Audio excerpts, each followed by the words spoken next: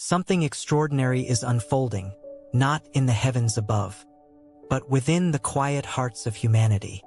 The Bible speaks of a time when the hidden truth will separate the faithful from the wandering, the devoted from the deceived. Few have seen it, fewer have understood it.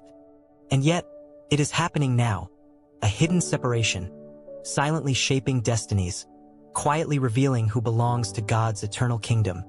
In the shadows of our world, where light often seems dim, there lies a pattern, a rhythm woven through the stories of Revelation. Parables meant not just to teach, but to awaken the soul. And within these sacred stories, a truth has remained hidden, a divine separation, not of bodies, but of hearts, intentions, but the choices we make in silence. The first parable whispers of seeds scattered across the earth.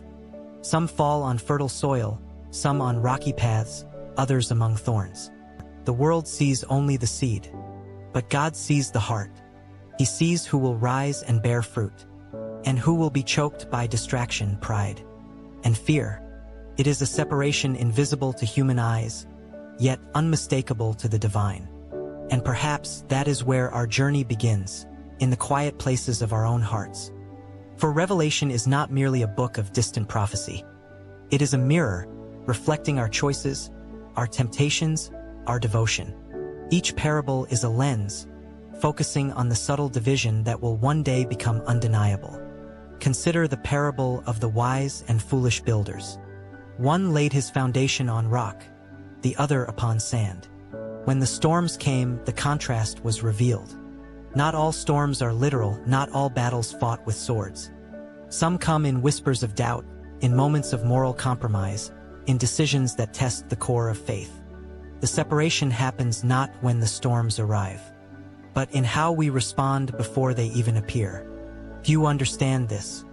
Many hear these parables and see only stories, metaphorical lessons for children or moral guidance for the devout. But the truth is sharper, more piercing. It is a cosmic design, a spiritual sieve, dividing hearts based on readiness, discernment, and obedience. And it is ongoing. Have you ever felt an inexplicable tension, a quiet unease that stirs when the world seems to celebrate what is contrary to God? That, too, is part of the hidden separation. The spirit within recognizes what the human eye often misses. It is a warning, a call, a subtle marking of those who are aligned with God's eternal purpose and those who drift unknowingly away. In another parable, a man entrusted his servants with treasures, each according to his ability. One multiplied his talents, another buried them in fear. When the master returned, the results were not measured in wealth, but in action, courage, but faithfulness. This too is separation. Not wealth, not status, not human accolades, but the unseen eternal tally of devotion, obedience, and discernment. And yet, the separation is never meant to inspire fear alone. It is also an invitation. For the faithful, it is a confirmation of grace, a reassurance that the path is illuminated. For the wandering, it is a warning, a chance to turn before the final reckoning. This is the paradox of Revelation. Both revelation and warning, light and shadow, judgment and mercy entwined. The shocking truth, hidden in the layers of parables, is that this separation has already begun. It is not a sudden event. It is subtle, gradual, almost imperceptible. Angels watch, the heavens observe, and every decision, every thought, every act of faith or compromise is part of the unseen scale. The world may not notice, but God does, and that is what makes this separation so profound, so quietly terrifying, but yet so beautifully just. Consider the parable of the 10 virgins. 5 were wise, 5 were foolish. The oil, a symbol of preparedness and devotion, marked the difference. When the bridegroom came, only those ready could enter. Time revealed the separation, and preparation determined destiny. It is a lesson repeated in various forms throughout Scripture. Readiness is spiritual currency, faithfulness a shield, discernment a key. And maybe that is our own hidden battle. For in everyday life, the separation manifests in choices, in integrity, in compassion, in courage when no one is watching. It is the small decisions that reveal the heart's allegiance, the quiet moments where faith is tested not by grand gestures, but by consistency and truth. Revelation also speaks in visions of cosmic scale, of beasts, of angels, of thrones, of judgment. But these visions are mirrors, reflecting spiritual realities in symbolic form. The hidden separation is not a war of armies, but of alignment. Some hearts resonate with God's eternal purpose. Others are drawn towards self-interest, deception, or distraction. The parables are coded messages, guiding, warning, and dividing without spectacle, without fanfare. But what does this mean for us today? How can we recognize where we stand in this unseen division? The first step is attentiveness, to Scripture, to conscience, to the subtle stirrings of the Spirit.